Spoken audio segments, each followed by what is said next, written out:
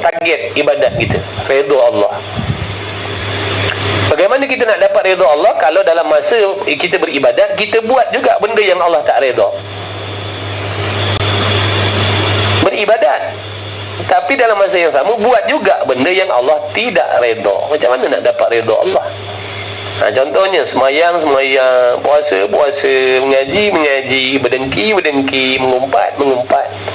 Nak dapat redha macam mana? Tapi ibadat macam tu senang.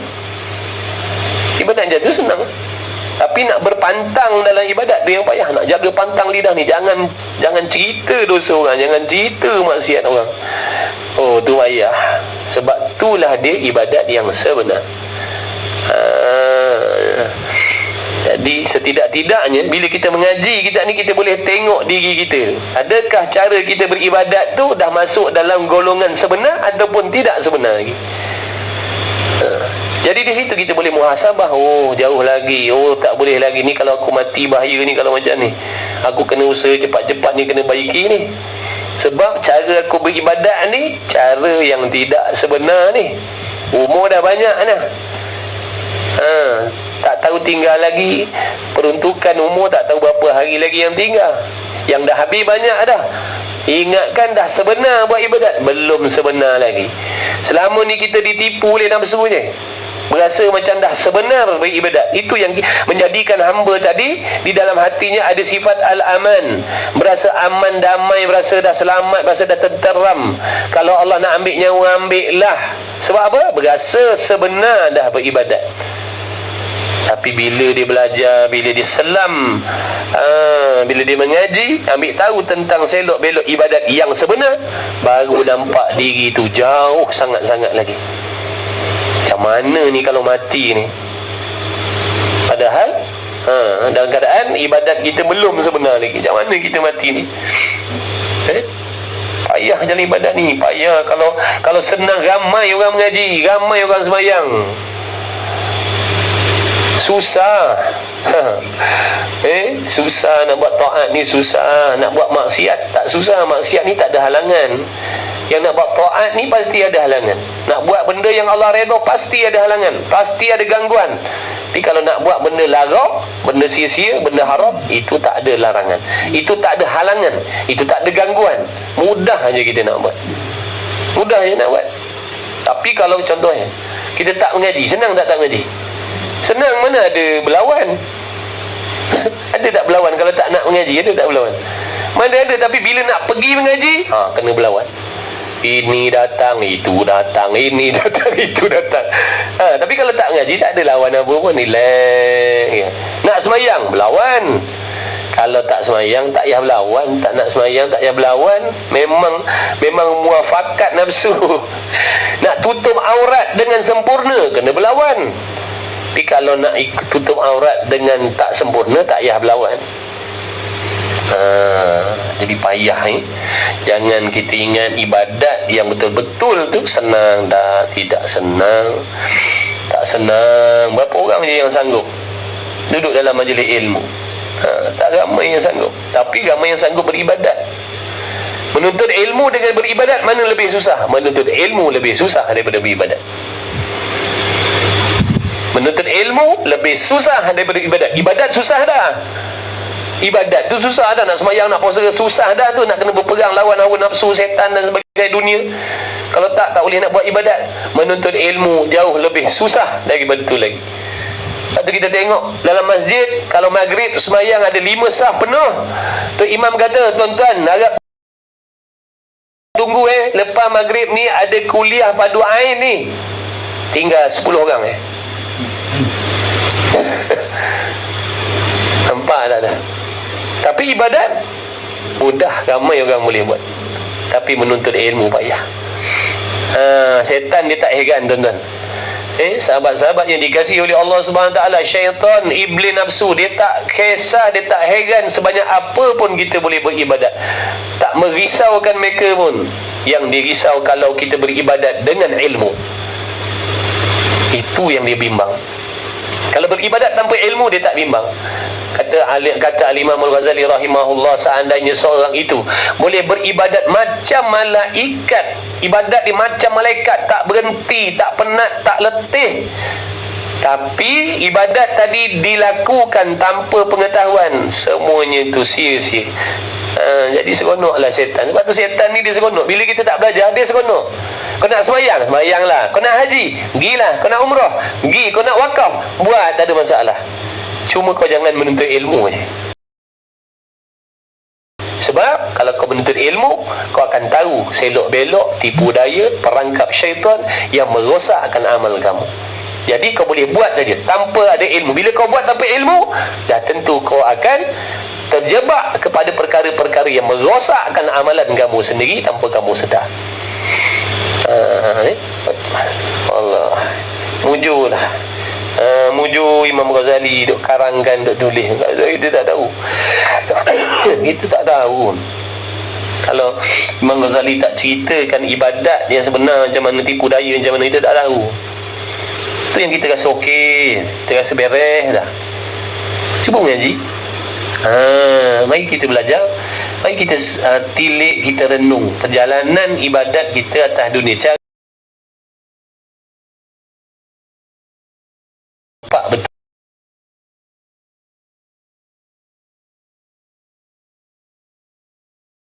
Biarlah kita nampak salah sekarang, boleh baiki.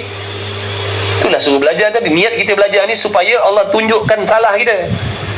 Tujuan kita mengaji supaya Allah tunjukkan salah kita, bukan tunjuk salah orang. Tujuan kita mengaji ini supaya Allah Ta'ala tunjukkan salah dan silap kita dalam ibadat, supaya dapat kita sedar dan baiki cepat-cepat. Bukan kita nak cari salah orang, silap orang, hukum orang, bukan. Jadi payah. Jadi oleh yang demikian, maka bahawasanya hamba itu amat dhaif dalam keadaan kita pula lemah. Kita ni lemah, kalau tak tolong tak boleh. Nak berselawat sekali, kalau Allah tak tolong, takkan dapat nak selawat walau sekali sehari. Kita akan sanggup, lidah kita akan sanggup sebut benda yang bukan-bukan daripada selawat. Tapi kalau Allah tolong, dia boleh berselawat. Tapi kalau Allah tak tolong, bercakap juga, tapi yang tidak ada kebajikan. Kalau Allah tak tolong. Kalau Allah tolong, baru boleh lidah kita mengeluarkan perkataan yang memberi kebaikan, kebajikan, pahala. Maka bahawasanya hamba itu amat dhaif. Kita ni lemah. Jangan sombong. Bila lemah, kena bergantunglah. Kena bergantung dan berharap selalu kepada Tuhan yang Maha Kuasa. Minta tolong, ya Allah, aku lemah. Aku ni berat nak mengaji, aku berat nak semayang, aku ni berat begini, berat begini. Tolonglah, bagilah taufik, ya Allah. Tolonglah bagi taufik, ya Allah. Kalau kau tak tolong aku, binasalah aku, rugilah aku, buang masalah aku, ya Allah. Tolonglah anak bini aku, tolong anak bini aku, ya Allah. Selamatkan, bagi taufik, ya Allah. Bagi kekuatan agar aku dapat beribadat dengan sebenar-benar, supaya aku dapat mencari bekalan yang sebenar-benar untuk aku mati. Minta tolonglah. Kita kadang-kadang kita tak nak minta pada Allah. Kita sombong. Kita dah tahu kita lemah, kita tak kuat, kita tak mampu, kita tak boleh nak buat. Minta pada Tuhan yang memiliki segala-galanya. Minta sungguh-sungguh. Itu kerja kita, hamba. Menzahirkan sifat kehambaan kita dan pergantungan kita pada Allah. Ya Allah, tolonglah aku ni malas semayang. Malas semayang, ya Allah, bagilah kekuatan. Tolonglah. Jangan kau biarkan aku macam ni, ya Allah. Aku tak rela, aku tak redha dengan diri aku yang macam ni. Aku tak redha dengan diri aku. Sebab redha dengan diri sendiri ni sifat mazmumah. Redha dengan diri sendiri itu sifat mazmumah. Puas hati dengan diri sendiri itu sifat yang dibenci oleh Allah. Kenapa? Apabila ada sifat macam tu, kita akan peluk tubuh. Nak belajar apa lagi? Beres dah. Nak baiki apa lagi? Semua betul dah. Tu redha dengan diri sendiri. Dia masuk dalam cabang-cabang takabur. Sebaliknya tawaduk, merendah diri, dia merasa tak sempurna. Dia tak puas lagi, dia tak puas hati dengan sembahyangnya, dengan ilmunya. Dia tak puas hati dengan amalnya banyak salah, beramal dengan paksa, beramal bukan dengan ikhlas. Lepas beramal nanti buat pula benda yang merosakkan amal. Jadi dia tak redha dengan diri dia macam tu. Dia tak redha dengan diri dia macam tu. Dia akan maju dalam amal. Orang yang macam tu dia akan maju dalam amal. Tapi kalau kita redha dengan amalan diri kita akan duduk situlah, tak akan beranjak. Syok sendiri, ujub, ujub, perasan, sifat mazmumah lagi. Al-aman ada, ujub ada, takabur ada. Allah, macam mana dah? Itu semua sifat-sifat yang mazmumah, dosa besar semuanya tu. Yang dalam hati ni tak bersih lagi. Ada hasad, ada dengki, ada ujub, ada riak, sangka jahat, dengki, dendam ada lagi. Semayang Mengaji, tapi benda tu tak buang lagi. Macam mana? Adakah Allah tak pandang walaupun kita mengumpat, walaupun kita berdengki, mentang-mentang kita mengaji, mengajar, berdengki, berdendam, mengumpat, tak apa? Allah tak pandang sebab kita ada keistimewaan belajar? Dah, Allah tak peduli. Siapa langgar undang-undang dia, dia benci, dia akan azab. Dia tak peduli mengaji tak mengaji.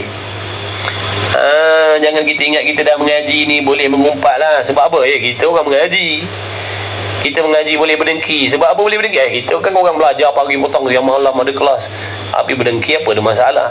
Pahala kita lagi banyak lagi. Na'udzubillah min dzalik. Jangan tertipu. Maka bahawasanya hamba itu amat dhaif dan zaman itu payah. Waktu tu payah. Biar-biar gini waktu kita ni akhir zaman, lagi payah nak buat ibadat. Macam-macam gangguan, macam-macam urusan. Pekerjaan agama pergi datang dan sabar tu pula sedikit. Hingga akhirlah tiba-tiba demi Allah, penyakit yang amat sukar dan yang ditakutnya itu amat besar. Makna bila hamba tu tadi, hamba Allah yang nak beribadat tadi, tengok, tilik, renung, maka ada kesedaran dalam diri dia. Maka timbullah kesedaran dalam diri dia. Ada kesedaran dalam dirinya.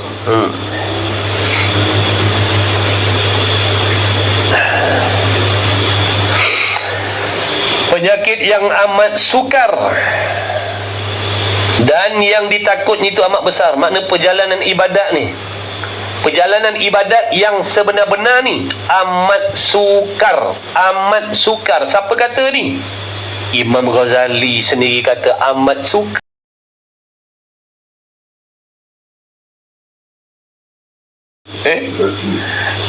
Dia kata ibadat sangat sukar. Tiba-tiba kita yang tak mengaji ni pula kita kata alah senang je ibadat, susah apa? Tengok, Imam Ghazali kata sangat sukar. Dia kata amat sukar. Apa yang tak ada dalam dada dia? Hadis beratus ribu dalam dada dia. Sebab tu digelar Hujjatul Islam. 300,000 hadis siap sanad sekali dalam dada dia. Hadis Nabi dan orang-orang dia. 300,000. Bukan hafal Quran. Hafal Quran 6,000 ayat lebih. Bayang aja. Alim segala jenis ilmu, ibadatnya banyak. Dia sendiri mendakwa ibadat ni payah. Kita yang tak ada ilmu kata senang je, buat je lah, Allah terima, nanti dapat pahala. Senangnya. Tu perkataan yang keluar daripada mulut orang jahil macam tu lah. Ada orang ada ilmu, dia kata bukan senang. Buat dah tinggi, kita robohkan balik. Betul? Semayang dah, puasa dah, gini dah, begitu dah, mengaji mengajar dah tinggi dah ibaratnya. Kalau bangunan dah tinggi dah, lepas tu kita mengumpat, roboh balik. Kita berdengki, roboh balik semua tu, buat balik. Besok susah payah lagi, pikul lagi, susun lagi. Tu begitulah seterusnya sampai mati. Na'udzubillah min dzalik. Penat-penat buat, penat-penat susun, penat-penat korban, keluar belanja, keluar begini, nak buat bangunan tinggi tadi. Bila dah siap, kita robohkan balik. Lepas tu susah lagi, penat lagi, keluar modal lagi, cari modal lagi, berperang lagi, bangun macam apa, bina lagi ibadat tadi tu. Bina. Bila dah banyak, bila dah tinggi, robohkan balik. Besok buat lagi. Apa yang kita nak bawa dalam kubur besok kalau begini cara kita beribadat? Kita nak bawa apa? Nabi kata barang siapa berdengki sekali, menghapuskan segala pahala amal. Kita berapa kali kita berdengki? Setiap hari kita berdengki. Apa yang tinggal? Adakah Nabi bohong? Adakah Nabi dusta? Tak, mustahil. Nabi tak bohong. Apa yang Nabi kata, itulah yang sebenar-benar berlaku. Sebab tu kita jangan puas hati. Kita kena risau. Ya Allah, macam mana ni kalau aku mati dalam keadaan begini, takkan ada ganjaran pahala kebajikan yang aku akan bawa. Takkan ada. Sebab apa? Aku sendiri membuat benda-benda yang merosakkan pahala amal aku sendiri. Kalau itu payah dah.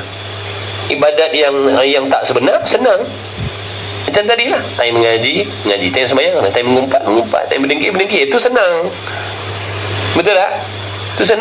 Itu senang. Yang sebenar tu kena pantang. Kena berpantang. Lebih-lebih lagi kita orang awam ni, kita ni orang awam ni, kita lebih seronok memperbanyakkan ibadat daripada berhenti dari buat maksiat. Ibadat kita tambah. Bukan sahaja sembahyang fardu, sembahyang sunat, macam-macam jenis kita buat. Sembahyang duha, sembahyang isyraq, sembahyang wuduk, sembahyang tahiyatul masjid, sembahyang hajat, sembahyang istikharah, sembahyang tasbih, sembahyang apa, macam-macam lah. Kalau sedekah, yang wajib sedekah, yang sunat, macam-macam. Memperbanyakkan ibadat. Tapi kita tak peduli tentang maksiat yang kita buat. Betul tak? Mana afdal? Meninggalkan maksiat ataupun memperbanyakkan amal sunat? Memperbanyakkan amal sunat dengan meninggalkan maksiat, mana lebih utama? Meninggalkan maksiat. Tapi kita leka dengan memperbanyakkan amalan sunat. Yang meninggalkan maksiat kita tak buat. Kena tipu lah kita. Nampak tak syaitan dia tipu kita? Dia persendakan kita, dia permainkan kita. Aku dah banyak semua yang sunat macam-macam. Rupanya tadi, maksiat tu tadi kita duk buat, itu yang merosakkan amalan wajib dan sunat yang kita dah buat tanpa kita sedar. Meninggalkan yang haram itu hukumnya wajib. Berhenti daripada mengumpat itu wajib. Berhenti daripada dengki itu wajib. Berhenti daripada bersangka jahat itu wajib. Semayang sunat. Kalau tak semayang sunat qabliyah ba'diyah, tak berdosa. Tak buat semayang duha, tak berdosa. Tak bangun qiyamul lail, tak berdosa. Tapi kalau tak meninggalkan mengumpat, berdengki, berdosa. Kita orang yang tak tahu, tak belajar, kita ingat tak ada apa-apa tu, aku dah tahajud. Rupanya kita duk buat benda dengan cara yang tak sebenar tadi. Syaitan bijak menipu. Imam Ghazali kata, di antara cara strategi nak berperang dengan syaitan, kau mesti kena belajar dan mengetahui bagaimana teknik syaitan nafsu menipu kamu dalam ibadat. Tu contoh teknik dia. Kalau Imam Ghazali tak sebut, kita tak perasan dah. Sembahyang sunat banyak, duha 8 rakaat, tarawih penuh masjid.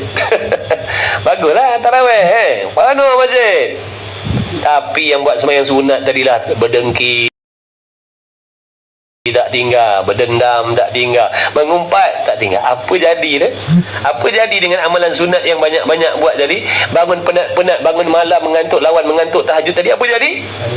Tak dapat faedah apa pun. Tu Nabi kata banyak yang bangun berqiyamul lail, tak ada apa yang dia dapat daripada bangun ni melainkan mengantuk. Dapat mengantuk lah. Ataupun dapat pujian lah, orang kata bagus, itu kaki tahajud tu, jangan main. Setiap malam dia tahajud. Itu yang dapatnya. Faedah dapat. Faedah ibadat tak dapat. Jangan main-main Ibadat ni bukan benda main-main. Lepas tu kita kena ngaji, kena faham betul-betul ibadat tu. Baru kita nampak diri kita ni dah beribadat ke belum. Dah beribadat ke belum yang sebenar-benarnya. Yang tak sebenar memanglah kita buat yang sebenar-benar. Adakah kita tak risau sedangkan umur kita makin pendek lah? Kita masih lagi belum dapat melaksanakan matlamat kenapa kita dihidupkan oleh Allah tu. Tidak aku ciptakan jin dan manusia melainkan untuk beribadat, yakni beribadat dengan sebenar-benar. Itu matlamat kita dihidupkan oleh Allah. Tiba-tiba kita dah puluh tahun hidup, tak ada lagi tu. Tak ada lagi. Tak dapat lagi tu. Sedangkan umur kita dah nak habis dah ni. Ibadat dengan sebenar-benar tadi tak buat lagi. Kita tak lama nak kena panggil dah ni. Besok kena peksa, besok kena tanya pula. Jadi kita dah tak ada masa sebenarnya nak ambil tahu tentang dosa maksiat orang. Tak ada masa. Banyak lagi benda kita yang belum settle lagi. Hati kita belum settle lagi. Tengok orang lain buat dosa maksiat, doakan yang baik-baik. Sudah. Urusan dosa dia tu dengan Allah. Tu dia dengan Allah. Dosa dia, azab dia dengan Allah, bukan dengan kita. Baik kita menyibukkan diri kita, menghabiskan waktu kita untuk memperbaiki diri kita sendiri. Itu lebih utama. Bila terzahir, ternampak pada mata kita dosa maksiat orang lain, doakan, ya Allah ampunkan, beri taufik hidayah ya Allah pada mereka. Macam tu dah lah. Tak payah kita duk kecoh-kecoh. Sebab kita pun lagi banyak dosa yang belum kita selesaikan lagi. Kita nampak orang lain rosak, kita tak nampak diri kita rosak. Sebab tu kita sibuk nak membaiki orang lain. Kita tak ada masa nak baiki diri sendiri, sebab pada kita orang lain yang rosak, kita tak rosak. Orang lain yang rosak, sebab tu kita nak repair orang je. Kita betul ni.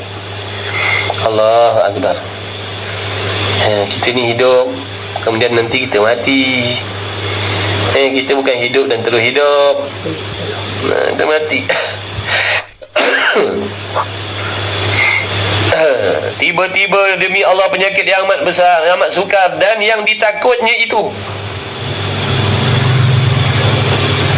Dan kerana demikian itu, sedikit orang yang menyahaja akan jalan ini.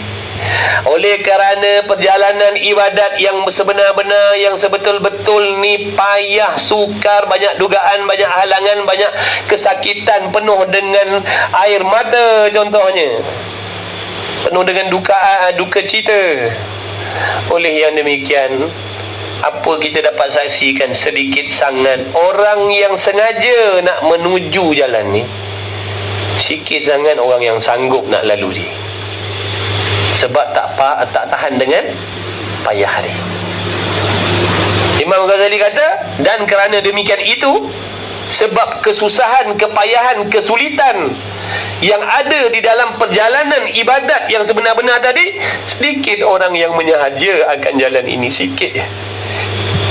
Sikit je yang menuju. Sahaja ni makna yang mengkosat, yang menuju kepada jalan ibadat dengan sebenar-benar ni, sikit je. Kita tengok ahli qaryah kampung kita, kalau duduk taman, tengok orang taman kita, berapa ramai yang mengimarahkan surau tu. Bandingkan dengan penduduk dia sekian ratus, yang mengimarahkan surau tadi berapa orang? Itulah dalilnya. Sikit je orang yang nak menuju, menyahaja ke jalan ni. Yang berjalan ni dah sikit, dalam sikit tu pula tak semua sampai.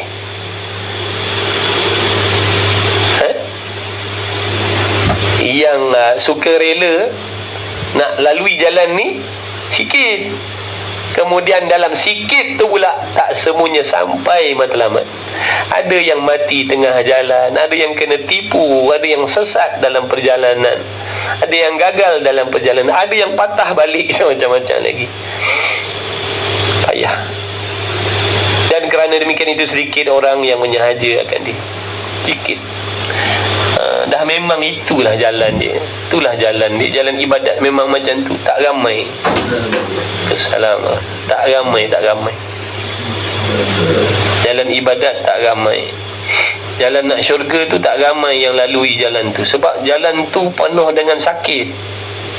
Nafsu kita tak suka sakit ni. Nafsu kita suka seronok, gembira, bebas. Betul? Nak syurga ni, nafsu kena kepit, nafsu kena cekik. Jadi payah. Jadi tak ramai yang sanggup nak lalui.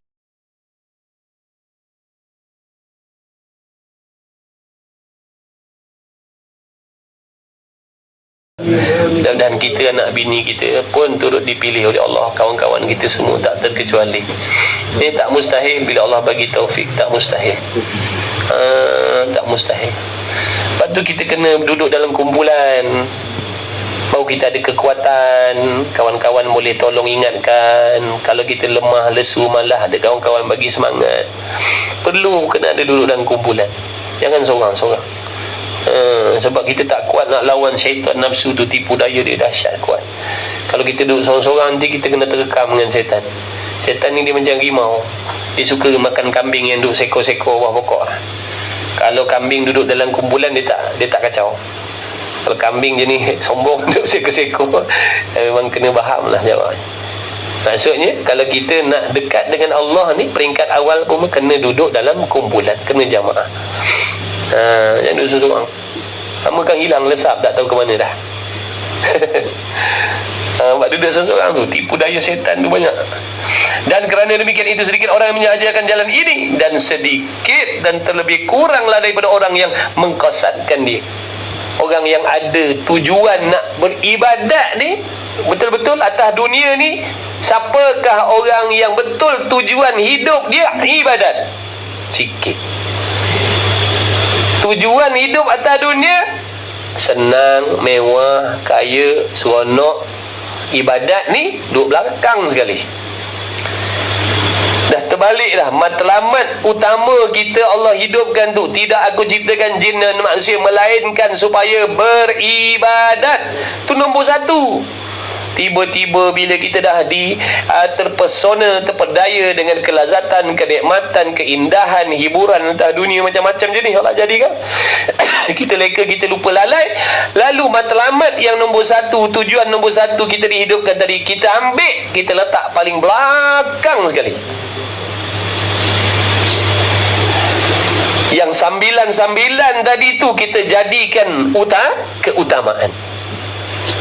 Betul ke tak betul? Cuba kita renung dan fikir sendirilah jawapan dia. Betul ke tidak?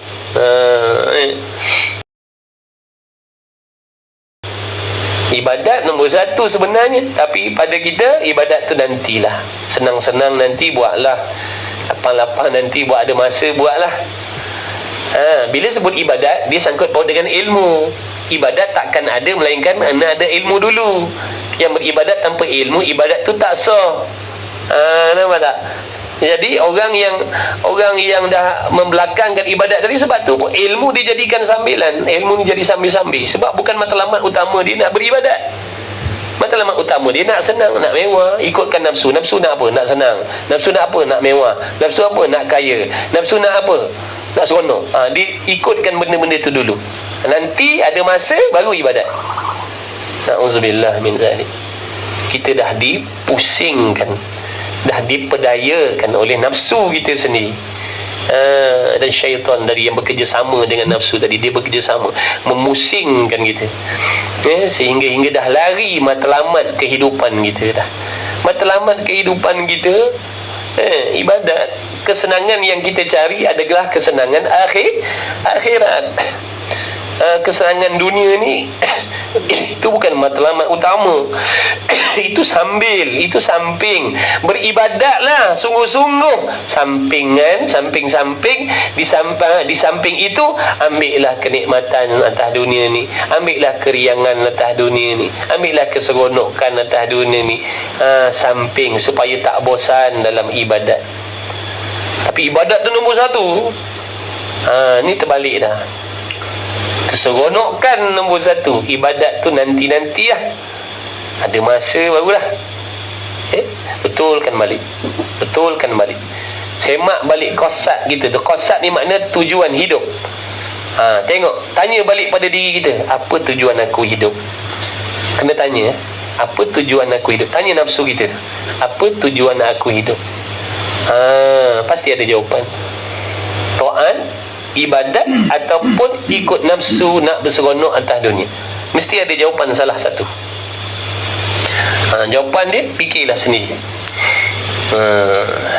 Kalau kita kata contoh jawapan, ibadat, sungguh ke? Kalau kata tujuan aku hidup adalah ibadat, betul ke dengan apa yang kita buat? Betul ke dengan apa yang kita buat tadi? Kalau ditanya apa tujuan hidup? Ibadat. Betul ke? Betul ke cara tu? Nak ibadat macam mana? Ilmu pun kita tak peduli. Nabi kata al-ilmu imamul amal. Ilmu itu ikutan bagi amal. Maksudnya kalau tanpa ilmu, amal takkan diterima, amal takkan betul. Kalau kata ibadat, amal tu makna ibadat, kenapa tidak menuntut ilmu? Assalamualaikum. Kenapa tak menuntut ilmu? Kalau kita kata amalan hidup aku ni ibadat, kenapa tak menuntut ilmu? Kerana ilmu dan amal tu dulu ilmu tu didulukan baru amal. Ni kita tak menuntut ilmu, terus beribadat, terus beramal. Maksudnya salah lah cari amalan kita dah. Jadi baiki balik, betulkan balik sementara ada masa ni, betulkan balik. Tak terlambat lagi, belum terlambat. Yang terlambat ni kalau dah kena tanam tu, bila kena buang dalam lubang tu, orang dah galikan lubang, orang umban gitu kan, lepas tu dipijak-pijak, diinjak-injaknya tanah atas tu, kita kat bawah tu diinjak-injaknya, tu dah terlambat dah. Selagi tak nyawa kita tu tak ditarik, tak nampak lagi malaikat maut, maksudnya tidak terlambat lagi. Tapi jangan buat lambat-lambat. Cepat. Sebab malaikat maut dia tak nanti kita berubah. Kita nak kena usaha berubah cepat-cepat sebelum datangnya malaikat maut. Jangan terpedaya. Syaitan kata, kau dah tua, kau dah lambat dah, umur kau dah banyak dah, buang masa je. Tak ada faedah dah. Sekarang ni kau baru nak mengaji, sekarang ni baru kau nak belajar, nak jinak-jinak dengan belajar berdoain, tak payah dah terlambat dah, kata syaitan. Tak, bohong je. Allah tak pernah letakkan syarat pun. Nabi tak pernah letakkan syarat pun dalam nak berhijrah, nak baiki amal. Tak peduli umur kita berapa. Belajar balik, betulkan balik cara, betulkan balik. Menuntut ilmu fardu ain, tak boleh tidak, mesti ada jadual pengajian fardu ain dalam diri kita dan anak bini kita, mesti. Sebab fardu ain ni nak menentukan amalan kita tu diterima ataupun tidak oleh Allah. Kemudian dah ada jadual pengajian, carilah makan atas dunia ni, ikutlah. Nak cari makan, nak jadi mewah sangat ke, nak jadi kaya ke, nak jadi sederhana ke, ikutlah. Asalkan ni tadi jangan tinggal ni, fardu ain ni jangan tinggal mengaji. Fardu ain yang 3 ni lah, fiqh, tauhid, tasawuf, tajwid ni lah, 4 ni yang akan menjadi asbab amalan kita sebesar apa pun ataupun sekecil apa pun, insya-Allah akan diterima oleh Allah. Bukan suruh bagi 20 jam seminggu, bukan. Banyak tu 20 jam seminggu. Cukup 4 jam seminggu pun cukup lah. 1 jam fiqh, 1 jam tauhid, 1 jam tasawuf, 1 jam tajwid. Itu kalau tak beres tajwid. Tapi kalau tajwid ni dah beres, bacaan Quran ni dah betul, rukun qauli dan solat ni dah betul, tak perlulah tajwid lagi dah. 3 ni lah. Tauhid untuk akidah, tasawuf untuk mengenal sifat mazmumah mahmudah dalam hati, bagaimana nak baiki hati, bagaimana nak hiaskan hati dengan sifat mahmudah, macam mana nak buang sifat mazmumah. Itu peranan ilmu tasawuf, supaya hasil ihsan dalam hati, hasil ikhlas dalam hati, supaya dalam hati kita ni tak melanggar pantang larang dalam ibadat tu. Itu nak kena belajar tasawuf. Kemudian fiqh syariat kena belajar. Bagaimana, apa syarat solat, apa rukun solat, pakaian macam mana, nak sucikan pakaian macam mana, itu semua dalam fiqh. Jadi 3 ni 3 jam seminggu je. Ada lagi 165 jam lagi. Seminggu 168 jam. 3 jam je ambil untuk fardu ain. Takkanlah tak boleh. Tak luar pun, bukan bagi 2. 168 jam bagi 2 dah, bukan bagi 2. 168 jam ambil 4 jam je. 4 jam aja. 1 jam hari Isnin, 1 jam hari Selasa, 1 jam hari Rabu, 1 jam hari Khamis. Ataupun ikut kita lah. Asalkan ada 4 jam tadi. Kenapa 4 jam? 1 jam ni setiap 1 jam untuk satu ilmu fardu ain. Masanya ikut kita lah, jangan ikut orang. Kita buat masa kita cari makan tak sama. Ada yang kerja malam, ada yang kerja pagi, ada yang kerja sendiri, ada macam mana. Tak kisahlah kalau contohnya kita nak 4 jam ni dalam satu hari. Hari Ahad kita ambil. Hari Ahad 4 jam. Panggil lah, tak kisahlah. Contohnya panggil Tok Guru ke, ataupun kita pergi mengaji dengan Tok Guru tu ke, tak kisah. Asalkan mengaji. Dia bukan syarat ke masjid surau.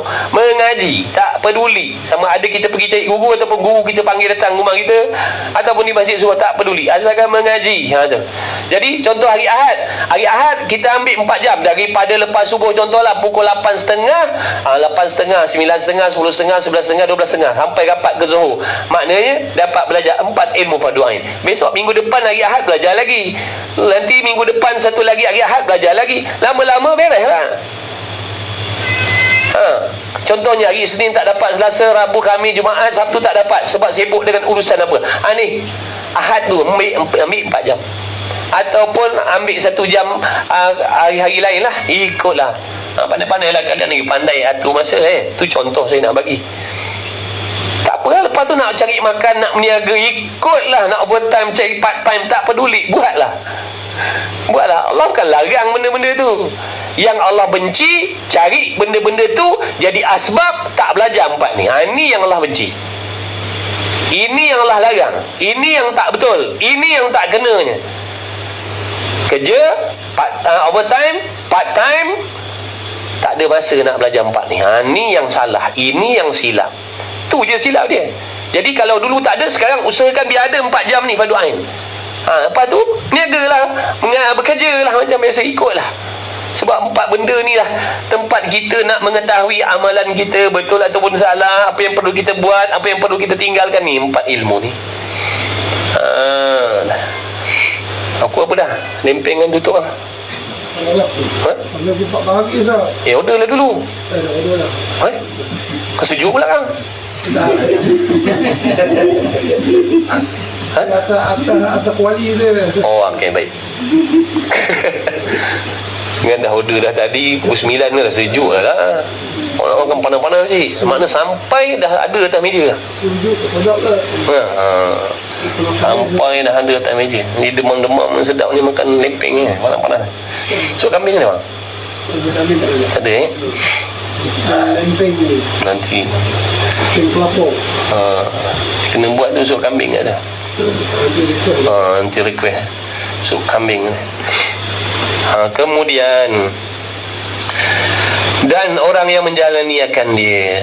Kemudian maka sangat sedikit daripada orang yang berjalan yang sampaikan kepada maksudnya. Nampak tak? Dalam sedikit tadi yang sampai maksud lagi sikit. Dah sikit, katalah 5 orang yang sanggup berjalan ni, yang sampai. Takkan sampai 5 orang ni yang sampai penghujung jalan, sampai maksud tadi. Tak, 5 ni akan ada yang gagal. Tapi kita minta pada Allah, semua kita ni diberi kejayaan oleh Allah dengan berkat Nabi Muhammad SAW, dengan berkat doa ibu bapa kita, doa guru-guru kita, insya-Allah. Jangan putus harap daripada Allah. Kita kena usaha sungguh-sungguh. Allah suruh kita usaha. Allah dah janji, siapa bersungguh Allah akan tolong kan? Allah kata siapa bersungguh Allah akan tolong kan? Yakinlah dengan janji Allah tu. Cuma kita lah nak kena bersungguh. Jangan tak bersungguh. Allah tahu hamba-Nya bersungguh ataupun tidak, Allah tahu. Allah tahu sama ada bersungguh ataupun tak bersungguh. Kemudian sangat sedikit kepada orang yang berjalan yang sampaikan kepada maksudnya dan berjumpa bagi matlubnya. Yang ini bertemu Allah, sampai mata hatinya kepada Allah. Tak semua. Dan ramai-ramai ibadat-ibadat tadi tak semua sampai maksud ibadat. Dan mereka itu orang yang terjumpa itu yang kuat pada agama yang dipilih akan mereka itu oleh Allah Subhanahu wa ta'ala bagi makrifat. Mereka ni yang sampai tadi tu adalah orang-orang pilihan Allah. Kena minta lah, ya Allah pilihlah aku, ya Allah pilihlah aku, pilihlah nak bini aku, pilihlah aku, pilihlah kami ni, ya Allah pilihlah kami ni, kawan-kawan kami ni semua ni, ya Allah. Kami nakkan kebaikan, kami nakkan keselamatan dunia akhirat, ya Allah. Bimbing kami, jangan kau tinggalkan kami, ya Allah. Kami ni lemah, selalu kena tipu dengan nafsu syaitan, dunia dan macam-macam. Harap pertolongan Allah, harap bimbingan Allah. Janganlah Allah lepaskan kita, janganlah Allah tinggalkan kita. Kita harap doa, ya Allah jangan tinggalkan kita. Siapa yang nak selamatkan kita kalau Allah tinggalkan kita? Jangan sampai, sebab tu kita jangan sampai Allah jemu. Jangan sampai Allah jemu kita. Nanti Allah biarkan kita. Lepas tu bila Allah hajar, Allah panggil, Allah jemput tu, sambutlah. Jangan sombong. Nanti sampai satu masa Allah tak heran dah dengan kita. Siapa nak bagi petunjuk kalau Allah tutup mata hati dah? Siapa yang boleh menyampaikan nasihat-nasihat ingatan agama pada telinga kita ni kalau Allah dah tutup, kalau Allah dah halang? Bila sampai kepada telinga kita ingatan yang bangsa akhirat, bangsa agama, itu menunjukkan kita masih lagi diperhati oleh Allah dengan perhatian yang baik. Itu menunjukkan Allah masih pandang kita dengan pandangan rahmat dia lagi tu. Jangan sampai nanti dah tak sampai benda-benda ni pada telinga kita. Tak mustahil. Jangan kata mustahil. Tak mustahil berlaku macam tu. Sebab tu ambil bila Allah ni sama. Syukuri. Biasalah kita tu manusia, tu tadi perlukan kepada apa tu, jamaah. Kita boleh tumpang semangat kawan-kawan, perlu mesti. Dan mereka itu orang yang terjumpa itu yang sangat kuat pada agama yang dipilih akan mereka itu oleh Allah Subhanahu Wa Taala bagi makrifah, mengenal akan Allah Taala, mengenal akan dia, dan bagi mengkasih akan dia, akan Allah, dan ditegahkan dia daripada taufiknya Allah dan peliharaannya Allah. Kemudian disampaikan mereka itu dengan kurnianya. Ada orang yang Allah tak bagi taufik dia beribadat, ada orang yang Allah tak tolong dia sampai kepada penghujung, tapi ada juga orang-orang yang Allah tolong. Tu awal kita dah bagi tahu kan, di antara sifat Allah apa? Dia Maha memberi petunjuk pada siapa yang dia nak, dia boleh menyesatkan siapa yang dia nak. Sebab tu kita kena takut. Sebab sifat Tuhan tu macam tu. Tak boleh nak condemn, tak boleh nak komplain. Dia Tuhan. Ni semua milik dia. Dia nak sesatkan siapa, dia nak bimbing siapa, itu hak dia. Kita tak boleh condemn, tak boleh komen. Ya Allah, kenapa kau pilih dia tak pilih aku, ataupun kenapa kau pilih aku tak pilih dia, kenapa kau pilih yang tu tak pilih. Itu bukan hak kita nak tanya, itu hak Allah. Apa sifat yang harus bagi Allah? Pergi kepada tauhid pula. Apa sifat Allah? Harus memperbuat sesuatu, memberi hidayah itu harus, menyesatkan itu juga harus bagi Allah, bukan wajib bagi Allah. Orang yang beriktikad Allah mesti bagi benda baik, itu bukan orang yang berakidah ahli sunnah. Orang yang berakidah ahli sunnah wal jamaah, Allah tak wajib membimbing, Allah tak wajib bagi iman, Allah tak wajib bagi taufik, harus sahaja Allah beri. Jadi Allah nak bagi taufik pun adil, kena pada tempat. Allah nak menyesatkan pun adil, kena pada tempat. Sebab apa? Dia pemilik segala-galanya. Apa maksud adil? Meletakkan sesuatu kena pada tempat. Jadi kena tak Allah uruskan makhluk milik dia sendiri begitu? Kenalah. Dia bukan takbir barang orang, dia bukan takbir milik orang, dia takbir milik dia sendiri. Ikut dia lah nak warnakan yang ni hitam, dia nak warnakan yang ni putih, ikut dia lah, milik dia. Yang kata zalim ni kalau dia takbir milik orang, diaturkan milik orang, itu bukan kata zalim. Ni tak, ni diaturkan milik dia sendiri. Ada orang yang faham adil ni makna adil sama berat, adil sama timbang. Bukan tu maksud adil. Adil ni meletakkan sesuatu kena pada tempat. Kita ni milik Allah, daripada tak ada Allah jadikan ada. Zahir batin rohani jasmani kita ni, penglihatan, pendengaran, apa semua ni milik Allah. Allah pinjamkan pada diri kita. Allah nak bagi pun Allah adil, Allah nak tarik balik pun memang patut kena pada dia bagi dia punya, dia ambil pun dia pun. Tapi kita yang lupa diri tadi, lupa diri, tu kata tak adil Tuhan ni. Tak adil lah. Makna Tuhan ni tak buat kerja tak kena ni. Tak patut Tuhan buat macam ni. Aku daripada sihat, dia bagi sakit pula. Padahal dia lupa, sihat ke sakit tu dua-dua tu milik Allah. Banyak salah kita ni. Banyak salah kita, banyak salah adab kita dengan Allah. Jadi ikut Maka bila kita dah tahu dan faham dan yakin sifat Tuhan, dia maha kuasa memberi petunjuk, dia maha kuasa menyesatkan, sepatutnya kita ni kena takut. Takut, ya Allah, janganlah kau masukkan aku dalam golongan orang yang kau sesatkan. Patutnya takutlah. Sebab Allah tak pilih bulu. Bukan sebab kita anak imam, anak tok qadi, anak apa, Allah akan bimbing kita. Tak mesti. Kan tadi dia maha menyesatkan siapa yang nak sesatkan, ikut dia. Maka kita sepatutnya kena takutlah kalau dah gitu sifat Tuhan. Kalau kita kata Allah wajib masukkan semua dalam syurga, Allah wajib bagi iman semua, tak payah nak takut dah, sebab dah memang dapatnya. Dah memang dapat, sebab Allah wajib memberi iman, Allah wajib menyelamatkan. Tak apalah kalau dah macam tu wajib, makna tak dapat tidak mesti berlaku punya. Jadi tak payah nak takut lah. Lalai-lalai ke leka-leka tu mesti selamat punya. Ni dah, masalah ni bukan wajib, harus sahaja bagi Allah. Apa maksud harus? Boleh berlaku dan boleh tidak boleh berlaku dan boleh tidak berlaku. Kemudian disampaikan akan mereka itu dengan kurnia, dengan redanya. Ada pula yang sampai kepada maksud ibadat tadi semata-mata dengan rahman Allah, kurniaan Allah, redanya Allah, dan syurganya ya Allah. Maka kami, kata Imam Ghazali, pohonkan dia kepada Allah Ta'ala yang maha besar sebutannya, bahawa menjadikan kamu dan kami. Ini doa Imam Ghazali rahimahullah ta'ala. Jadi mari kita aminkan. Ini doa dia.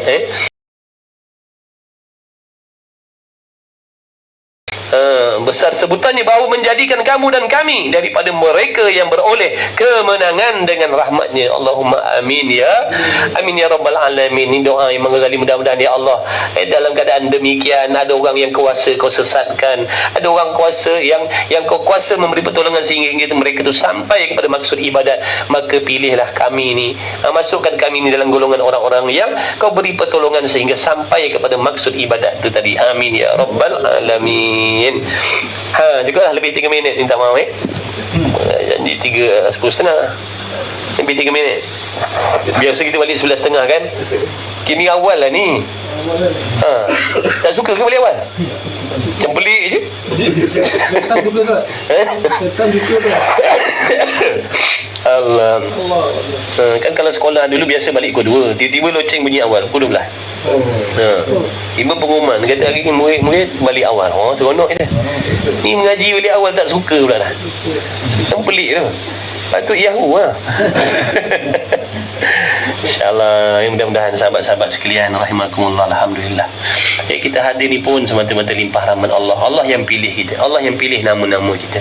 Sedia kala lagi Allah kehendak saya dan kawan-kawan semua ni hadir dalam majlis ilmu di sini, dan ada yang di tempat-tempat lain tu, alhamdulillah, ini semata-mata anugerah Allah.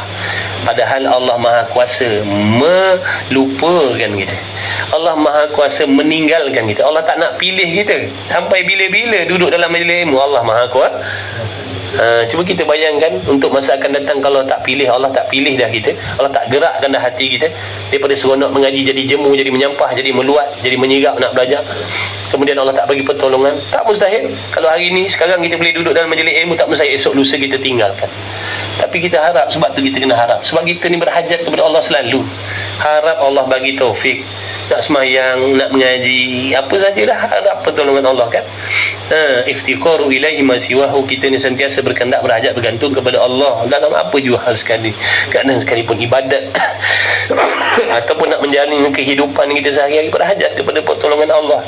Jadi kita doa kepada Allah, ya Allah, dengan berkah Allah himpunkan kita dalam majlis ilmu ni, mudah-mudahan Allah Ta'ala memandang kepada kita yang banyak dosa, banyak maksiat, banyak lara, banyak lalai ni dengan dunia. Hati kita, anggota kita sibuk dengan urusan dunia, risau bimbang dengan urusan dunia. Mudah-mudahan Allah ampunkan segala dosa-dosa kita, ampunkan segala dosa anak isteri kita, ibu bapa kita, ibu bapa mertua kita, adik-beradik kita, kawan-kawan kita, ipar duai kita, anak-anak buah kita, semualah kawan-kawan kenalan kita, yang baru, yang lama, yang seronok dengan kita, yang tak seronok dengan kita, yang baik, yang tak baik dengan kita, semuanya, asalkan mereka itu muslimin, mukminin.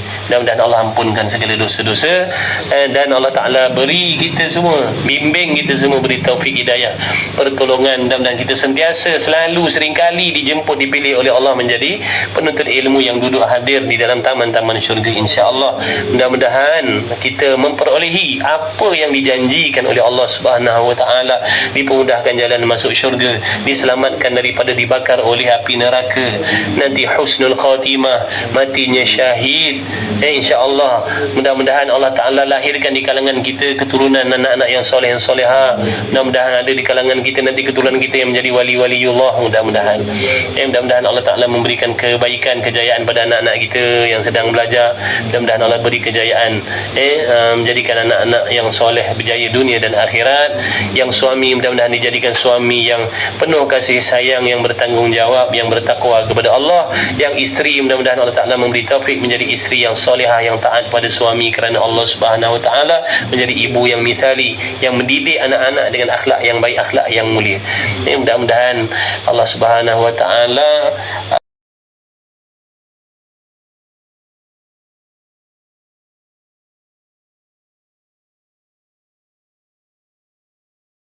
mempermudahkan memudahkan segala urusan dunia dan akhirat kita. Mudah-mudahan Allah mengkabulkan segala doa dan hajat yang tersurat, yang tersirat di dalam hati kita, dalam sanubari kita. Sesungguhnya Allah telah mengetahui segala-galanya. Mudah-mudahan Allah kabulkan, Allah permudahkan untuk kita semua. Amin ya rabbal alamin. Yang sedang ditimpa musibah sakit, mudah-mudahan diberi kesihatan kesembuhan oleh Allah. Dan begitu juga kita doa kepada Allah, mudah-mudahan memberi pertolongan, kemenangan kepada saudara-saudara kita di Palestin sana, yang sedang berperang, yang sedang bermati-matian berjuang demi tanah air mereka, yang mereka menggadaikan bukan harta bahkan nyawa mereka. Yang kita di sini sangat-sangat banyak kesenangan yang kita dapat ni. Jadi kita mampu berdoa ya Allah dengan berkah majlis ilmu kita pada malam ni. Ya Allah, mudah-mudahan berilah kemenangan, berilah kejayaan kepada mereka-mereka yang menolong, yang membantu makna rakyat Palestin tu berperang. Mudah-mudahan beri kemenangan kepada umat Islam seluruh dunia, insya-Allah. Ya amin ya rabbal alamin. Hasbunallahu wa ni'mal wakil, ni'mal maula wa ni'man nasir, wala haula wala quwwata illa billahil aliyil azim. Khususan li hadhihi an-niyyah al-Fatihah. A'udzu billahi minasy syaithanir rajim. Bismillahirrahmanirrahim. Alhamdulillahirabbil alamin, arrahmanir rahim, maliki yaumiddin. Iyyaka na'budu wa iyyaka nasta'in. Ihdinas siratal mustaqim, siratal ladzina an'amta 'alaihim ghairil maghdubi 'alaihim waladdallin. Bismillahirrahmanirrahim. Alhamdulillahirabbil alamin, wassalatu wassalamu ala rasulillah. Allahumma rabbana anfa'na bima 'allamtana, rabbana 'allimna alladhi yanfa'una, rabbana faqih ahlana wa qurrata lana fi dinina ma ahliku til unsa wa dhakara Allahumma khalisna mimma ana fihi ikhlasan jamila. Allahumma waffiqna li ta'atika wa tarkil ma'asi zahira wa batinan wa tamim taksirana wa taqabbal 'amalana bi rahmatika ya arhamar rahimin. Allahumma a'inna 'ala dhikrika wa syukrika wa husni ibadatika. Rabbana la tuzigh qulubana ba'da idh hadaytana wa hab lana min ladunka rahmatan innaka antal wahhab. Allahumma ya muhawwil al-ahwal hawwil ahwalana ya Allah ila ahsanil hal. Ihdinas siratal mustaqim, siratal ladzina an'amta 'alaihim minan nabiyyin was-siddiqin wasyuhada'i was-salihin wa hasuna ulaika rafiqa. Allahumma arzuqna ya Allah rizqan halalan tayyiban wasi'an mubarakan fih. Ihdinas siratal mustaqim, siratal ladzina an'amta 'alaihim minan nabiyyin was-siddiqin wasyuhada'i was-salihin wa hasuna ulaika rafiqa. Allahumma innaka 'afuwwun karim tuhibbul 'afwa fa'fu 'anna ya karim. Allahumma akhtim lana bi husnil khatimah wa la takhtim 'alaina ya Allah bi su'il khatimah. Rabbana zalamna anfusana wa illam taghfir lana wa tarhamna lanakunanna minal khasirin. Rabbana atina fid dunya hasanah wa fil akhirati hasanah wa qina adzaban nar wa adkhilnal jannata ma'al abrar bighairi hisab bijahi Rasulillah sallallahu alaihi wasallam. Subhana rabbika rabbil izzati amma yasifun wa salamun alal mursalin walhamdulillahi rabbil alamin. Qabbalallahu minni wa minkum minna wa minkum taqabbal ya karim. Jemput semua lah kita makan lempeng. Dekat Masjid Tanah Merah, dekat tepi light tu. Depan ni je. Depan ni. Masjid Belok kanan ni. Masjid Tanah Merah Masjid Tanah Merah tu. Pakcik jadi ini Masya lah. Boleh tak ada hal di dalam ni. InsyaAllah. Duduk dalam. Keluar balik dalam sor. Orang biasa tak apa lah. Kau entah ke mana-mana pergi lah. Kita bukan orang sini. Orang sini biasa. Kita semua makan lempeng. Lempeng. InsyaAllah. Kalian ni nak makan lempeng.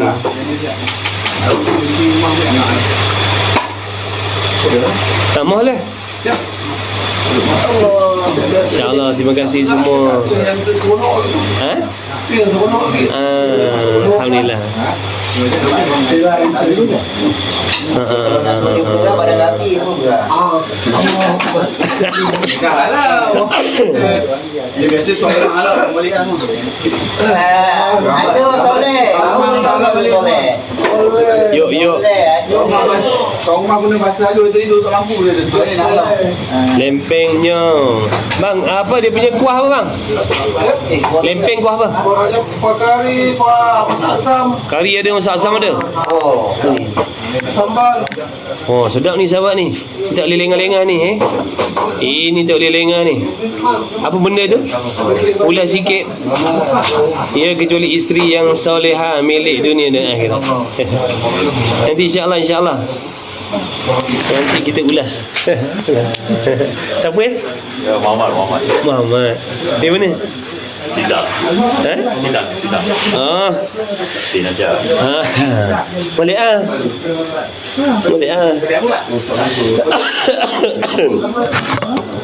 Jom. Lempeng kita. Allah. Ni sejarah ni balik awal ni. Biasa pukul 11 tengah. Tak ada tinggal. Jom. Jom. Abang pergi tak? Abang pergi. Tak Jumpa semua pergi. Dekat ni tak jauh orang. Ada yang ada urusan. Abang pergi. Jom. Jumpa dah. Okey bang, terima kasih bang. Terima kasih bang. Jumpa lagi. Jom malam. InsyaAllah. Oh, kalau empeng habis, ya Allah Karim. Di midnight dia. Udahlah besar lah, dah sian-sian dah terpijak kaki dia. Sorry lah. Masya-Allah. Minta maaf. Jangan suruh kau halang-halang orang berjalan. Jom, tak pergi Zul. Jom lah, pakcik. Lempeng, tak pergi. InsyaAllah. Jom. Tok, jom. Saya pun tak tahu. Saya pun tak tahu. Jalan luar. Jom. Oh, meriah malam ni. Meriah malam ni. Nak makan lempeng. Tak jalan lama. Ha? Ni aku belok kanan. Okey, jalan dulu lah. Saya follow belakang lah. Sekarang minta ni siap. Apa?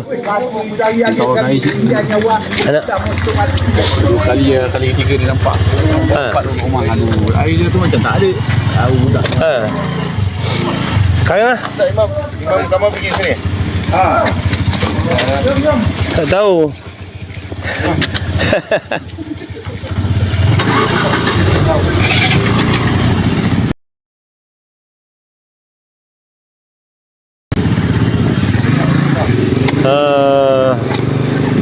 Tiba-tiba lapar. Dari sini Baik. Allah salli ala sayyidina Muhammad. Ya Karim. Makan sup Sup tak ada lah Abang Zek. Tu tadi nanti kang saya nak cadang dekat kedai tu buat sup kambing lah. Oh, yang takut kena tinggal nak pergi makan lempeng Oh, yang tadi saya dah terpijak kaki di sini. Saya nak jalan dia halang-halang kaki saya. Okey sahabat nanti kita jumpa kat lempeng lah. Nanti jumpa kat lempeng insya-Allah. Assalamualaikum warahmatullahi wabarakatuh. Ustaz ketika secara tiba-tiba tinggal saya dibersihkan. La ilaha illallah. Ya bang.